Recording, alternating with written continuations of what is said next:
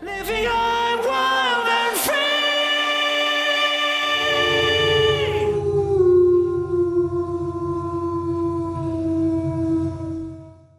Hey, welcome to Living High, Wild, and Free. In this episode, we are traveling across Canada. Right now, I am on the Saskatchewan Manitoba border. I've been driving all morning here. It's been roughly about 5 hours of driving. I filmed a lot of my content in Saskatchewan, so I didn't feel like it was really worth stopping there. If you want to see what Saskatchewan like, my other videos cover it much better than what I could have done today. It was just a lot of, basically what you're seeing around me, just farm fields. Southern part of of the prairie, or sorry, of the province is a lot of prairie, especially the southeast corner. It's actually super flat, very little vegetation other than cropland. Unfortunately, a lot of the wetlands are drained, so there's not a lot to see there. If you haven't guessed already, I am heading east. I'm heading across the country, and my final destination is actually in Maine because that is where my sister's getting married, and I have to be there to help out with getting the wedding all set up and ready in 4 days. So I have to be in Maine in 4 days. So that gives us plenty of time to travel and explore a lot of parts of Canada. Obviously, it's a massive, massive country, and we're barely going to scratch the surface. But I want to set aside some time in my traveling to, check out some different hiking trails, some cool tourist attractions, those sorts of things, and really talk about the ecology and the culture of each of these provinces. I also want to see how inexpensive I can make this trip. Now, I am driving a big truck, but it is a small diesel. It has a 3-liter Duramax diesel in it, which gets really good fuel mileage. So I think that I can do this trip for under $500, and I'm going to tally everything up as this trip goes along because I'm really curious to see how much of a budget trip I can make that. So that means no hotels, no fast food. I'm going to try to make all my own meals and sleep in the back of the old truck, whether it's, out in the middle of nowhere or in the Walmart parking lot in Montreal. I am going to try to make this as inexpensive as possible and also have a really fun time along the way. Well, Remy's all hydrated and I'm itching to hit the road again. I've crossed off about 4 to 5 hours, but we still have 33 hours of driving ahead of us. That's over 2,500 miles total for this trip just to get to where my sister lives, the town that my sister lives in Maine. That doesn't include all the offshoots and the sides, roads, because I want to hit some dirt roads. I mean, it doesn't feel right on a road trip to only be driving on pavement. So I want to get on some dirt roads. I want to get back to some, secluded areas so we can go do some hiking and explore all of the beautiful nature that Canada has to offer. We are deep into Manitoba now. Manitoba is uniquely shaped where at the base, like at the southern region, is actually really narrow in comparison to the northern part of the province. The northern part of the province is absolutely massive. It actually goes all the way up to the Arctic Circle, where the most famous or well-known city there, or I should say town, it's not really a city, is the Churchill. Tourists from all over the world actually go there to see polar bears and experience the Arctic, but that's a long, long, long ways from where I'm at. I am on the southern region heading to Winnipeg right now, about a couple hours outside of Winnipeg. It's been really smooth sailing this whole time, getting about 27 miles per gallon because I got a decent tailwind, which is really helping me out by I'm able to, keep a good pace and also keep some good MPGs. I just had my first fuel up. I found a place that was selling diesel for $1.25 a liter, which is super, super cheap here in Canada. Just a few months ago, I was paying about $1.75 a liter. Now, Canada has or had a carbon tax, and so that's why there's such a huge price difference. Is that the carbon tax was equating for large percentage of the price per liter. So now that that's gone for now, paying $1.25 feels like I don't know, feels like they're giving the fuel away. And so it cost me $93.55 Canadian, and That I also have like before I started the trip, I had about $50 worth of fuel. The fuel in this tank will take me probably pretty darn close to Thunder Bay into Ontario, which is a very far away. I get about 1,000 kilometers per tank, and that's roughly 600 miles. So I can go a really long ways. I can drive about 8 hours in between fuel ups, which is tremendous. This thing is just amazing on fuel for a big truck. I want to just cook right through Manitoba. I don't plan on stopping in Winnipeg. No offense to people in Winnipeg.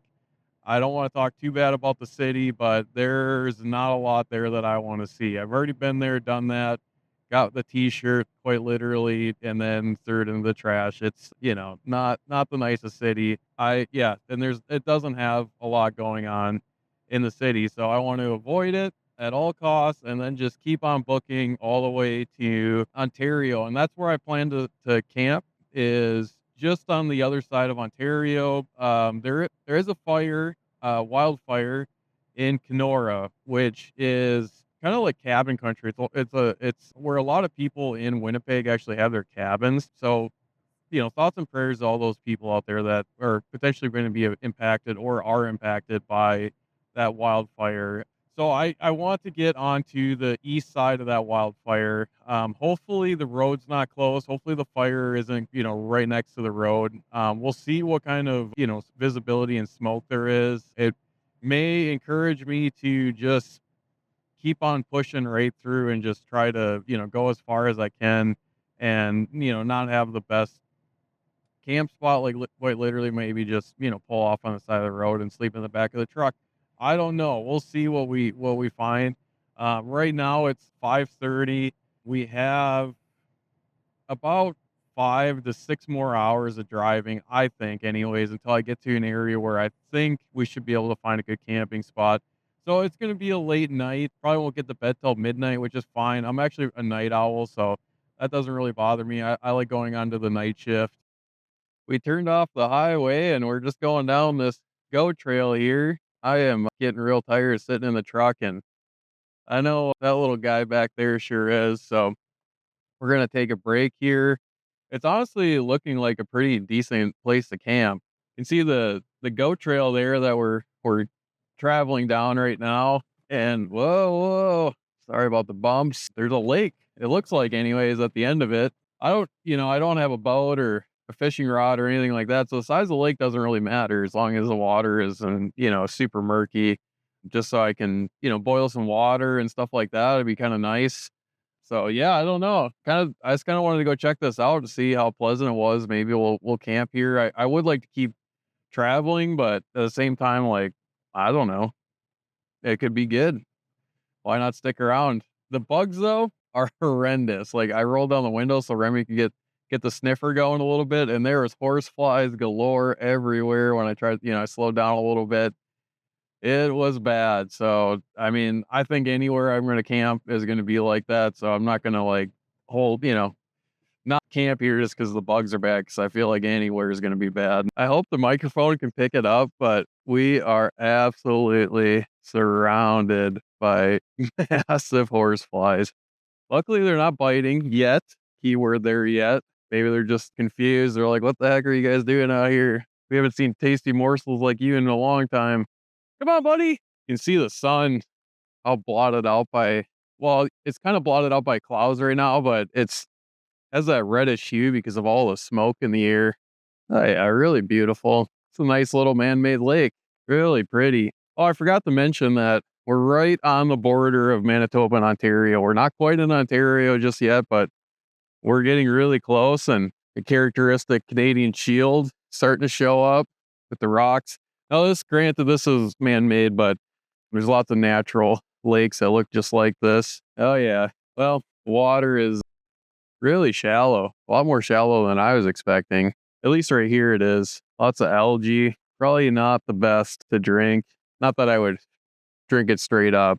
Like, I would definitely purify it in some way. But I like a good crisp, clean water to make my tea and coffee with. Algae kind of makes it a little muddy tasting, but there is just bugs galore back here. Horseflies everywhere and dragonflies. It's really beautiful. I sure do miss this area a lot.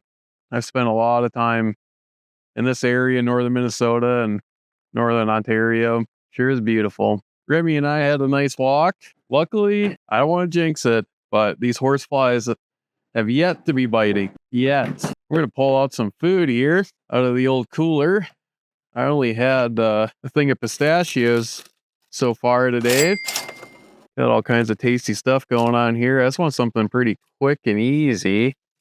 Maybe some strawberries, some hummus. Have a cucumber. Oh, ice is doing really good. That's awesome. Can't forget the Triscuits. Got my dry box here, full of all the dry food, coffee and snacks, stuff like that. Those horseflies had Remy and I running. They were getting Remy a lot worse than I was. I had to throw him in the truck. He's back there all happy now. He's like, oh God, they're terrible. They weren't biting me. I I couldn't tell if they were, Remy was just didn't like them buzzing around him or if they're actually biting him. But either way, just having them buzz around your head, it's just kind of nerve wracking. I don't know why. Like, I guess you're just like anticipating them to bite you at any moment. So you just, especially those big horse flies, like, gosh, they can be so intimidating because their bites hurt. So luckily they weren't biting too much anyways. They didn't bite me at all. But yeah, we're back on the road. That just didn't like I'd like to keep driving. If I was, ready to stop, then that would have been fine enough. Not the best spot. Bugs are obviously atrocious, but I think anywhere we stop's gonna be like that. I would like to drive for another 2 hours, I figure. Right now it's coming up on 9, it's quarter to 9 right now. So, you know, stop for the day at around 11 o'clock. Camp won't take me too long to set up. It won't take me any time at all, really. Maybe like 15 minutes. So basically, I can drive until I'm exhausted, and then along the way, I'll kind of scope out and hopefully a camping spot. I mean, I really don't need much. I just basically just need a quiet place to park the truck, and that's about it. But of course, being by the water or something like that sounds nice to me. So Remy and I are gonna get back to the freeway and keep heading east, and we're gonna munch down. I got Remy some food here. I figure that Remy's food is like $1.50 a meal. I think kind of working it out. I give him a little bit of wet food, mostly dry food. Living on wild and free.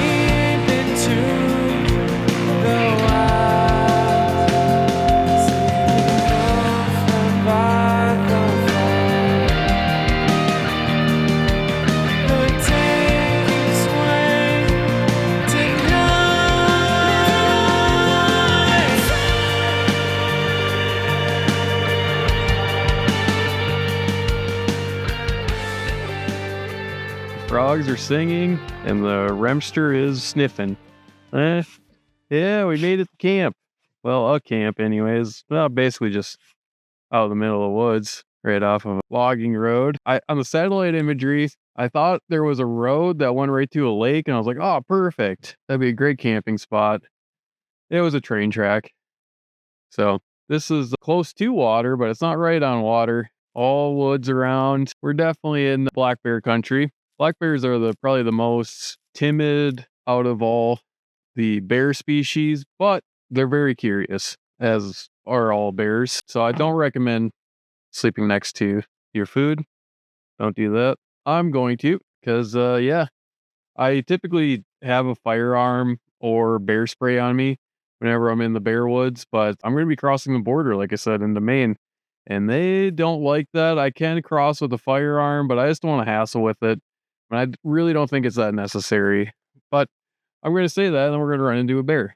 My setup here is pretty simple. This is a hammock that I've just tied up to my topper. Then I got my sleeping mat right there. That's a great thing right there. It's just a air mattress, like camping air mattress. And then just a thin sleeping bag in there. Mosquitoes, as you probably can see, aren't terribly bad, but they're pretty bad. Definitely, not losing my mind anyways. Like, I actually thought it was going to be a lot worse. So this is a pleasant surprise. I made it a little over an hour, somewhere between Kenora and Dryden. As soon as that sun went down, all of a sudden, like, I was like, oh God, I've been going for a long time today, kind of thing. And so I was like, well, I'm going to find something that looks good on the satellite imagery. Basically, all I look for is just roads like this, like just going, you can see it on satellite imagery, like Google Maps. I was just trying to find a road that kind of just intersects with a lake. In Canada, for the most part, most places in Canada, roads typically are put in by natural resource exploration, whether it's mining, oil and gas, logging. So they're not necessarily for recreational people like me and maybe you. So they're not going to just like go right up to a lake and then have a nice parking lot. It's more like this road just happened to come around a lake or by a lake. Oh, mosquito down the throat. Oh God. So it's not quite as easy as it typically is in the United States, where roads are typically designed for recreational use and they go right up to a lake and all that stuff. So I found a nice pull off on the road next to a lake, and I was like, well, this is good enough. I'm tired of driving. We'll go explore this area for sure tomorrow. Like, it looks cool. I love being up here. I just I really I really forgot how much I missed this area until I got here, and I'm like, oh gosh, I wish I had time to have my canoe and go fishing. So maybe I'll go back. I don't know. What do you think? Should I come back? I think I should, but I don't know. Also, northern Saskatchewan is just so cool.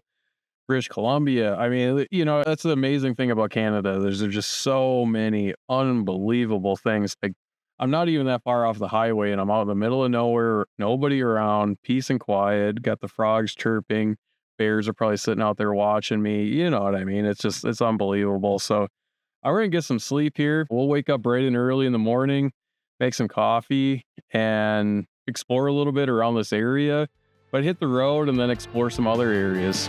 So good night. See you in the morning.